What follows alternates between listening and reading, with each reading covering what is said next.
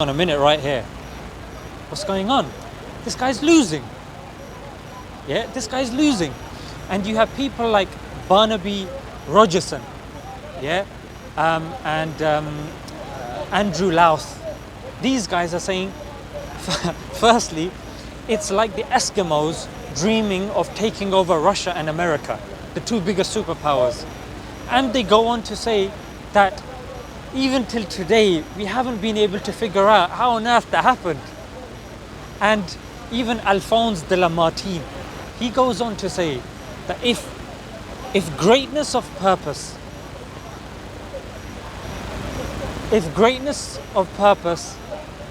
smallness of means, and astounding results were the three measures of human genius, then who can dare to compare themselves to Muhammad, who was a philosopher, who was an orator, who was an apostle, who was a legislator. He was a warrior, he was a conqueror of ideas and a restorer of rational dogmas. This is a non-Muslim, German philosopher. German or French? No, you know what, he's French. No, Alphonse de Lamartine. I think he's French. I guess. Yeah, Alphonse de Lamartine.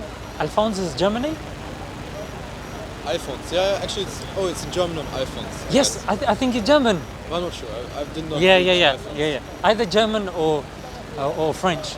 But here, look, the thing is, when somebody claims something and he is sane, he's accurate in his prophecies, the holy book he's claiming is preserved, it can be tested empirically, logically, spiritually, it's accurate with his claims, there's a compounding of evidence. So you say because there's some evidence to some things that he said, all the things he says must be true. Every single prophecy he's made, because the thing is, look, logically speaking, you've made one prediction. Yes. It's like flicking a coin. Could be right, could be wrong. 50-50. But if you're doing something, for example, you guess his father's name, then I'm like, fluke, so maybe you've cold read him or something. His father's name. His father's name. I see where you're going, yeah. His father's name. At some point you're going to call me At some point I'm going to say, you know what? Let me pay attention to you. Not let me pay attention to you. This is getting interesting now. Then the holy book.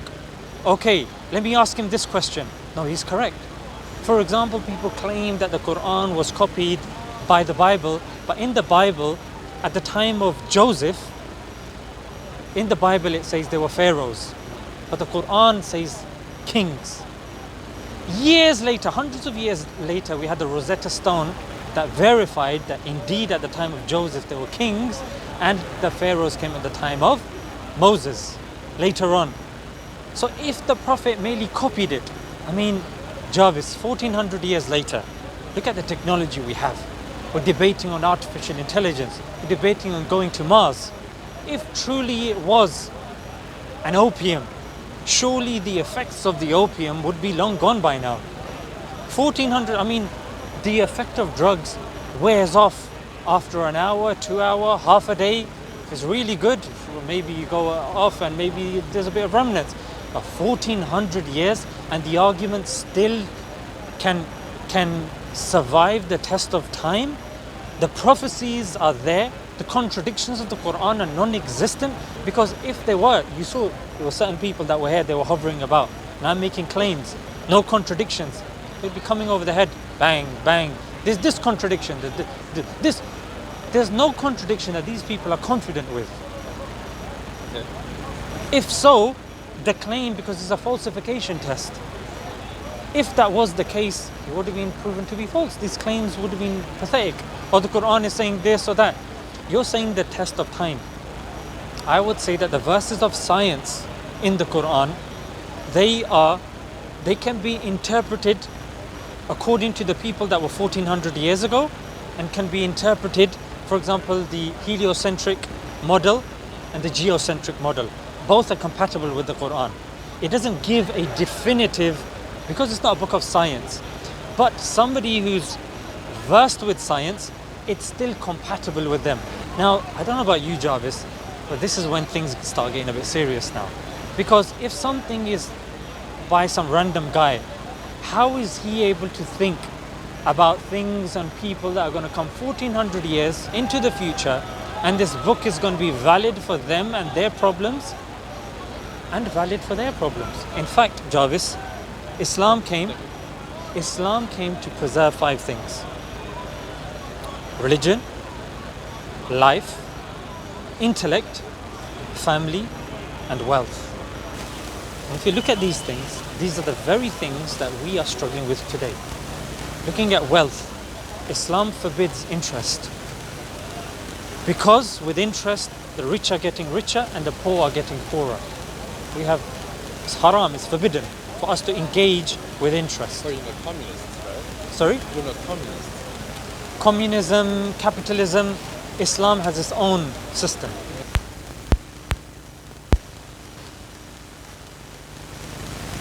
So interest is a major problem.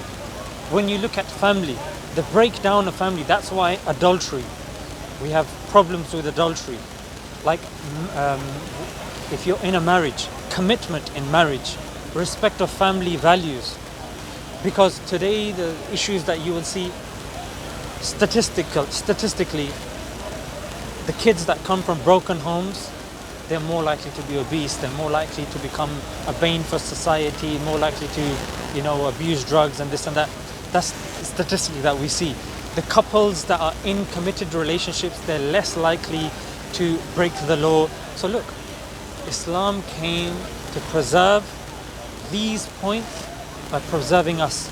If it was man-made, Jarvis, things would be very materialistic. Oh no, you have to give this to the Prophet, or you have to build this and do this and do that. It would be feeding the elite. But even our charity, 2.5% of our annual savings go to the poor people. And if you and I, when we have to give our obligatory charity, if we give it to some Larry and some, Bilal, whatever, without researching, the onus is on us. We need to make sure we do the research. We need to make sure that we do the research that the poor people receive it. Even when Eid, our day of celebration, comes, we sacrifice animals, but then that meat we give to the poor people, the people that don't get that protein, they don't get that sustenance, they don't get to have the luxury of eating, whatever. So again, our religion, if it was human-centric, it would be feeding the desires. The Prophet Muhammad would be saying, yes, I'm allowed to do this and I'm allowed to do that and do this or that. But the Prophet, peace be upon him, would stand in prayer at night till his feet became swollen. Like now you've been standing for a while, you see that, okay, there's a bit of, sometimes you might need to kind of do this. Oops, too strong, So, so it would be very human-centric. So the point that I'm trying to say is analyzing the character of the Prophet, analyzing the prophecies of the Prophet, analyzing the veracity of because 1400 years, people have been after Islam's blood. There have been people, Nietzsche. Yes. When it came to Christians comparing themselves with Muslims in the book Antichrist, he was very categorical. He said, you guys shouldn't be comparing yourself with the Muslims. He was very in favor, and he felt that these people have something that you guys don't. So when we look at these, even people that whether they accepted Islam, whether they didn't, but that respect for Islam is there, even from somebody who used the words, God is dead. This individual is saying, look, you guys are a problem. Like, why? How dare you compare yourself to them? Yeah, so the thing is, Jarvis, what I'm trying to say is that if somebody claims to be a prophet, you have every right to say, yeah, what about this, what about that? You say that book, I'm going to go home, I'm going to study that book. Jarvis, now, after we've done with our discussion, I'm going to give you a Quran. I'm not going to say, take my number, take da. You're free to go home, read however you want, whenever you want. And I will give you another thing as well to bear in mind. I'll say, look, when you go home, you're by yourself, the door's locked, don't call me, don't message. I'm not saying tell me anything. Maybe we don't see each other for the rest of our lives. Just go home, just raise your hands and say, God, I don't know you. I've been introduced to you today through a very handsome man who's making some good arguments. Look, I don't know. I'm alive, I'm seeing all these problems and hardships happening. I don't know, it makes sense, but look, please, just guide me. I'm not saying pay me this or have subscription to this. I'm so confident in this process. I can say you can speak to him directly without any intermediary. You can raise your hands and you have connection with him. And that's who God is. If we believe he's necessary being, he has will, he has power, intelligence, he wants to give us a holy book and this and that, then surely you as Jarvis should have connection with him. And you do. And that you can test it. This is testable. You can go home, you don't have to tell anybody anything. At the end of our discussion, when you go home, you're sitting on the bus, you can just say it to yourself. It doesn't have to be loud. It doesn't have to be, you don't have to light candles and then none of that. Yeah, you just sit normally, you just raise your hand however you feel comfortable, wherever you are. I promise you, Jarvis, with every kind of being or every atom that I have, I'm telling you, I promise you, you will speak, he will listen. I just ask you for one thing, just like you have been here, just be sincere, which I'm sure you are already. And then you will I'm not saying anything afterwards. Yeah. So that's my thing. Now, if somebody claims to be a prophet and they're deceptive, firstly, they want money from you, or they want to be famous. The prophet, in fact, when he claimed to be a prophet, he was persecuted. Financially, he didn't do well. His family, like his wife, passed away. When it comes to money, somebody came to him and said, we will give you women. He said, no. I'll give you money. He said, no. We'll exercise you if there's a spirit within you. No. You know why that's a problem? If you were to come to me and offer me money on camera in front of everybody, and I say no, there's a problem now, because I can't come to you again. Yes. I'm closing the door. So if I come to you again, you're going to say, last time you said no, what's changed? You want money? This is a man who wants money. That's a problem now. So he closed the door earlier on. I don't want money, I don't want women, I don't want this. The teachings of Islam are for our benefit. Give charity, look after your parents. Today we see a increase in old people's homes. This is ridiculous in Islam. You respect your parents. Human rights, Islam says not human rights. Rights is about what you're owed. Responsibility. Responsibilities are important as well. Which human right deals with the parents and the neighbors? The Prophet would speak about the neighbors so much that the companions would say, oh, you're worried that the neighbors would end up in our will. We'd have to leave money, inheritance behind for them. So here is a man. Here is somebody that even non-Muslims are saying, this guy, no, even though we don't accept him, wow, what a man. Michael H. Hart put him in the 100, number one in his 100 most, influential and remarkable people of history. This is a non-Muslim. He didn't accept Islam. He was a Christian. Put Jesus, I think, number 4 or something. So like I said, all these names, they're there. So what would you say after hearing this? And Jarvis, the reason why this is so important, yes, I'm going to be honest, is because of a lack of morality, a lack of objective morality. There's no objective morality. So when somebody believes in a God, a necessary being with the characteristics that we described, naturally we get our morality from him. Because we're dependent upon him, isn't it? I think that's religion. And Yeah. that's my favorite part about religion, that they use it as like a moral compass. Yes. Use it to initiate ideas of morality so people stick up to that. But then tell me how different religions tell so different moralities then. And do you ever feel unsure of what religion ever? So the thing is, look, firstly there's an inference to the best explanation.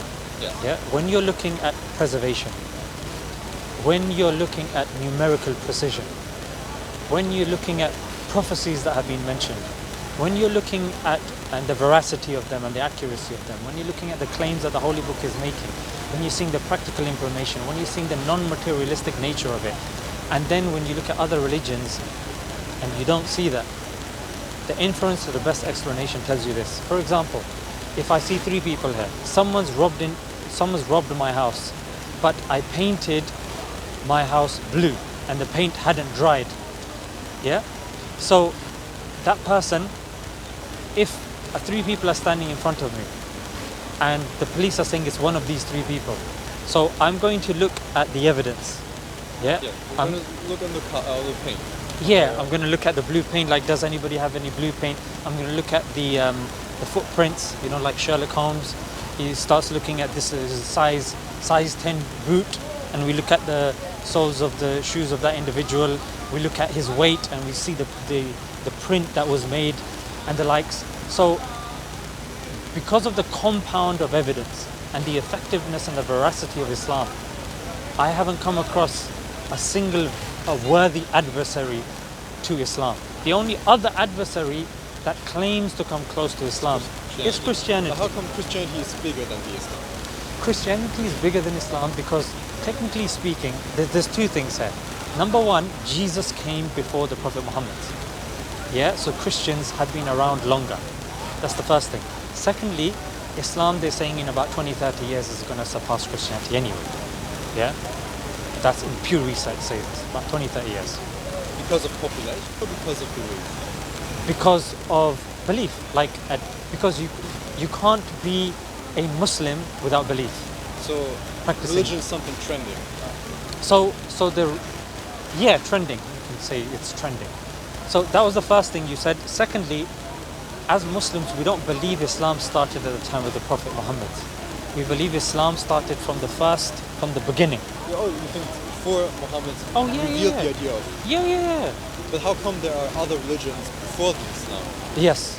So God, the idea of God, we believe, look, so the thing is, look, we're not saying, and this is again what makes Islam compatible and logical, because Islam is not negating the wisdom and the influence of hundreds and thousands of years of philosophy and wisdom. That's ridiculous. Now, how did God only send a prophet 1400 years ago? I think that's preposterous. According to Islam, according to narration, approximately 124,000 prophets have come. 124,000 prophets. Some people are, we have no issues. Like Hindus believe that there was rishis and people. We have no issues. It's not contradictory. That people have come, they were prophets and they give guidance. Graham Hancock, who looks historically into civilizations, that they would come and they had architecture and this and that. People would come and they would tell them about the apocalypse, or the asteroids would come, the meteors and this and that. There will always be people of wisdom that would come, that would impart wisdom upon the people. So we believe that prophets came, they called towards one God, to monotheism, one God, to believe in that prophet, and they gave them a way of life that was beneficial for them.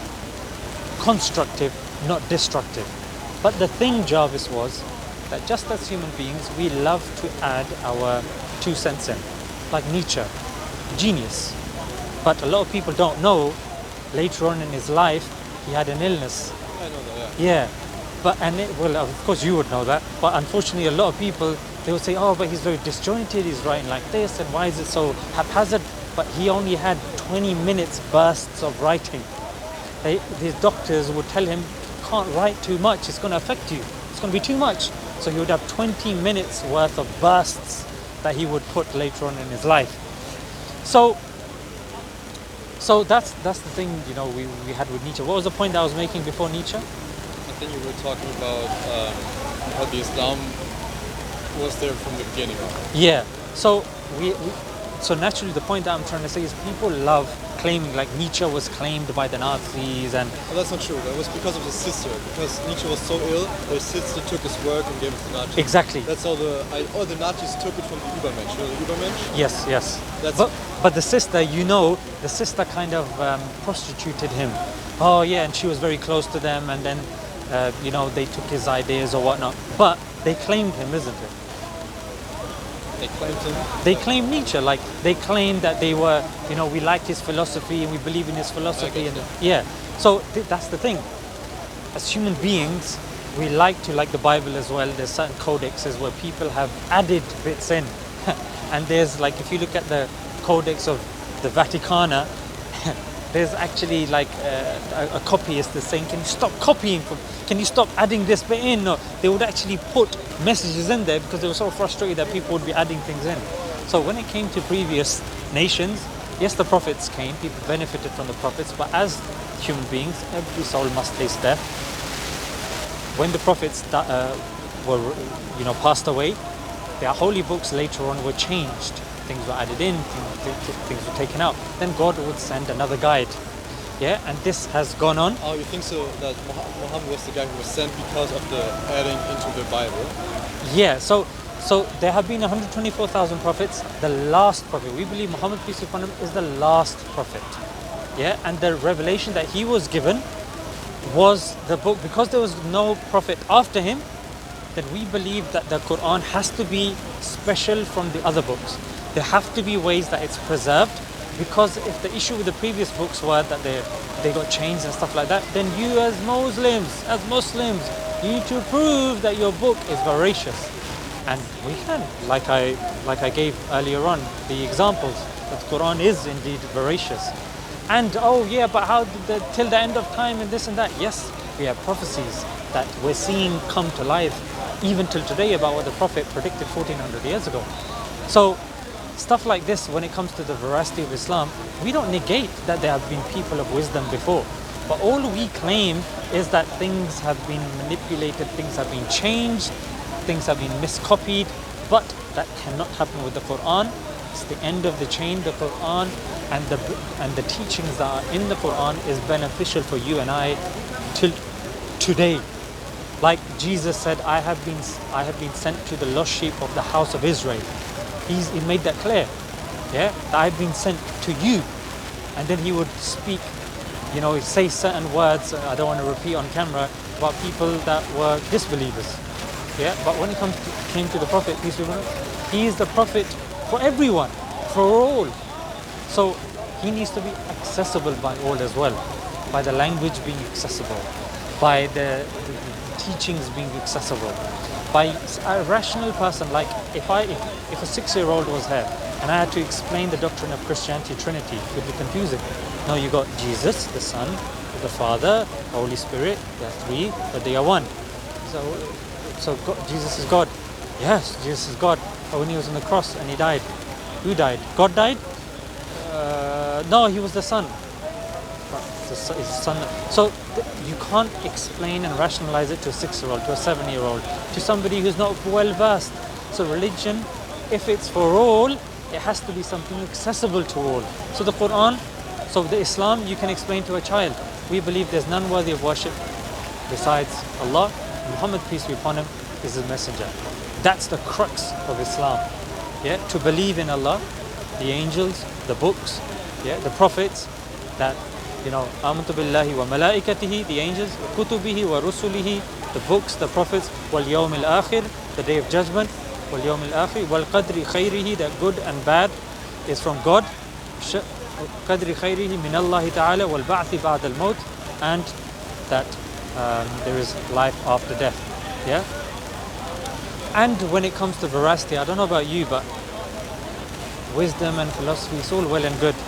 But sometimes when I see nice quotes, it takes me ages, I have to search it up. Did Malcolm X really say this? Did Immanuel Kant really say this? Did Jeremy Bentham say this? Schopenhauer, did he say this? So I then have to find, because a lot of people make stuff up. Yeah, Schopenhauer, yeah. He was one of the influences of Nietzsche as well, isn't he? I'm not sure which way around, but one of the influences that he was the one of the pessimism. Yeah, he was. So the thing is, and this is another beauty in Islam as well, we have something called the chain of narration. I'm standing here now, 1400 years down the line. I can tell you what the Prophet said, the Arabic. I can translate it into English. I can tell you who I got it from, who they got it from, and I have 1, 2, 3, 4, 5 cameras. Confidently. Do you think I can? I do believe you. I don't want to test you right now. Because Okay. I want to keep the conversation, not just like you showing off your. Okay, no worries, No no worries. worries, no worries. Could you remind me, please, of the beginning? What do you believe in the beginning? So there was nothing, right? And then God, Allah, in your case, created life. So just in the beginning, we believe the necessary being. So logically, the necessary being can't have a beginning. Yeah. But So technically, then, this necessary being is a placeholder. You can insert everything. You can put your Allah in. You can put any other God. right. So this is not really evidence. It's more like a thought. A thought to explain something that you cannot really understand. Right. So now let's go back. I just want to know your mythology of it. Yes. There's nothing, and then Allah creates the world. Right. Right? Now there is. I'm not that familiar with the Islamic faith. I was like in Germany, like Christianity is more a thing there. Yes. Are there the first people there, or what is the first thing that is created? Yeah. So just like with the major Abrahamic religions, we believe in a very similar origin story. Like Not the same. So there's Adam and Eve. Yeah, you have Adam and Eve, and then civilization. Adam and Eve. Yeah. What are you calling in your Islam? Adam for Adam and Hawa for Eve. Okay.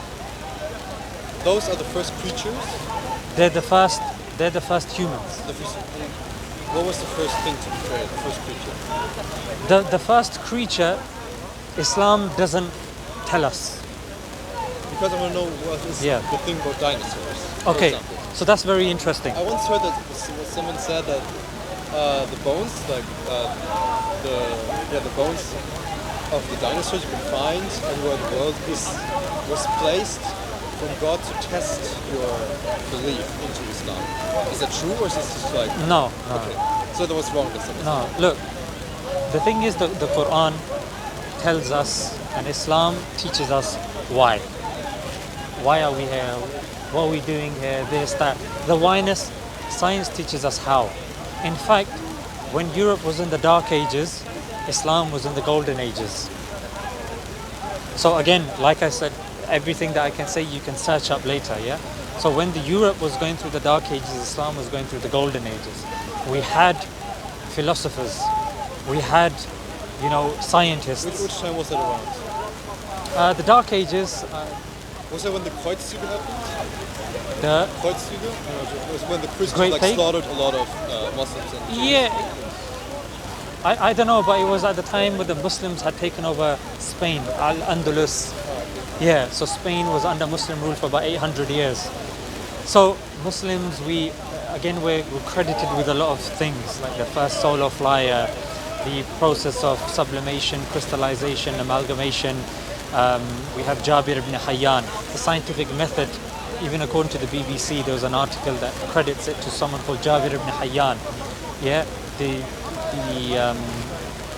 oldest map to Al-Idrisi, citric fruits being brought into Europe by, of course, the Muslims and the like. So the Muslims are credited with a lot of scientific discoveries.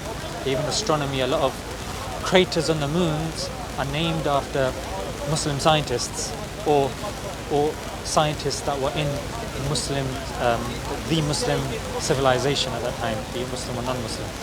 So science and Islam has never been at odds, and Islam never claims to teach us science.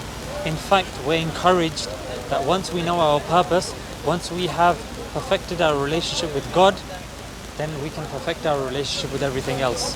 And that's the thing that I think you mentioned at the beginning as well, about control. That Islam, the only thing Islam tells you and I to control is our desires.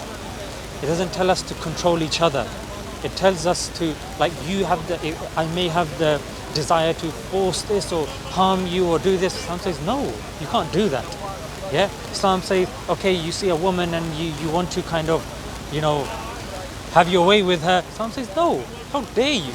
Yeah? If you are to be with that woman, you are to marry her. When you marry her, you will give her mahar. Yeah? You will give her a gift to show that you appreciate her. There needs to be 2 witnesses, and verses of the Quran will be read so she feels valued. And so if something happens, people know that that relationship took place. There is safety. So Islam teaches us to control our desires.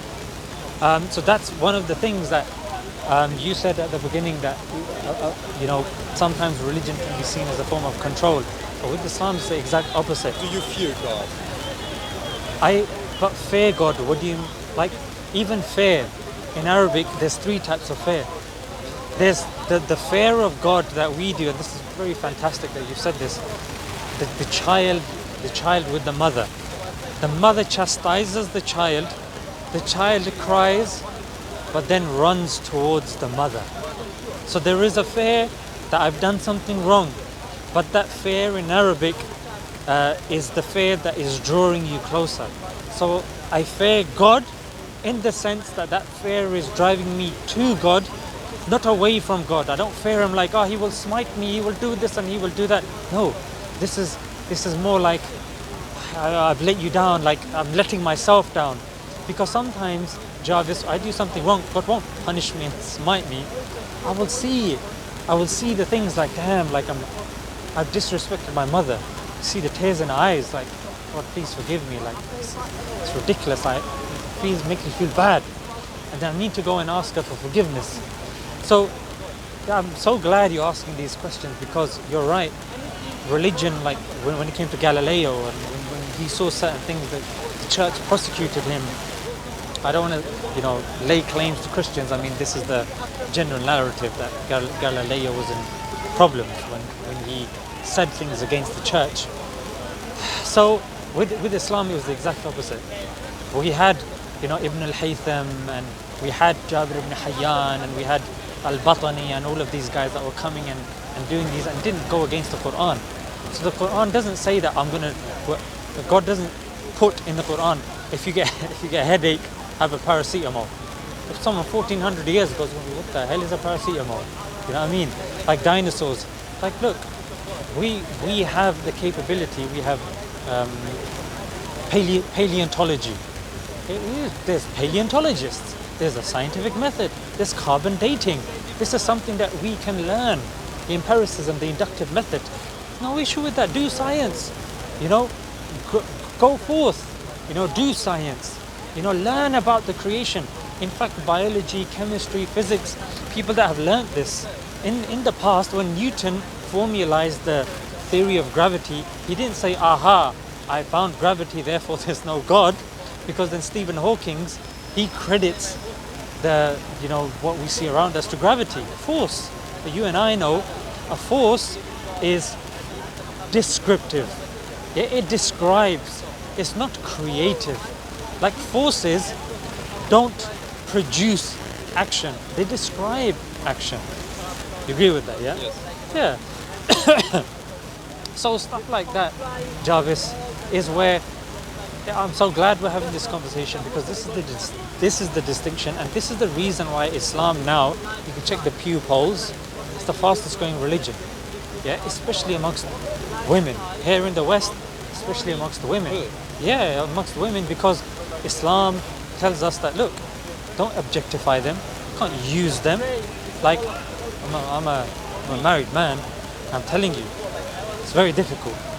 Yeah, giving rights to the wife, like, I have to look after her, I have to care for her, I have to make sure, she has hobbies and she's this, the mother of my children, be there for her financially, provide and this and that. I need to be a man for her.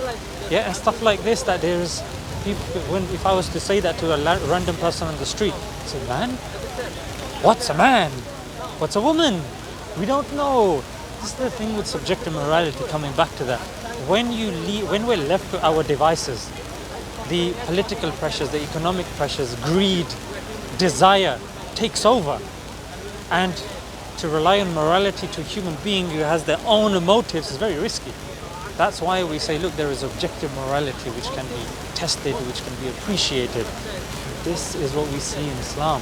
And this is why I'm speaking with such passion, and I'm confident we can never meet again. And I'm confident that if you pursue the case that and the points that I have mentioned,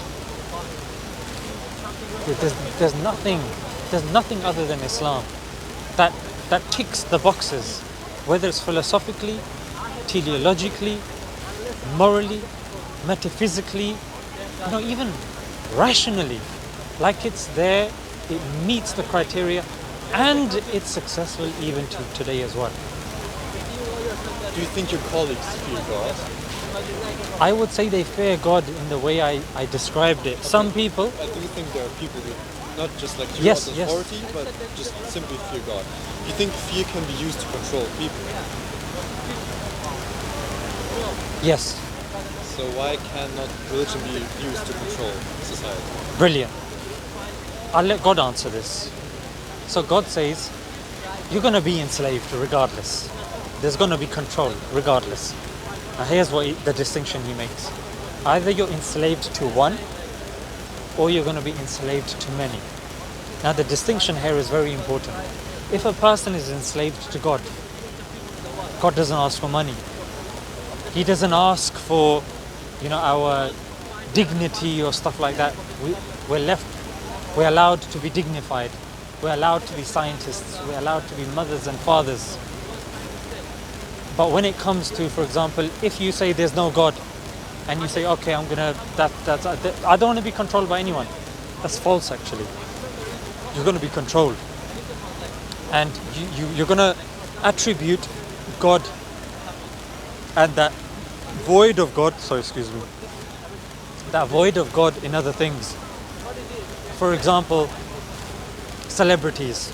People will worship celebrities. Sports, like footballs, you've got the Colosseum and you've got people wearing same clothes and chanting and, crying and happy and sad and this and that.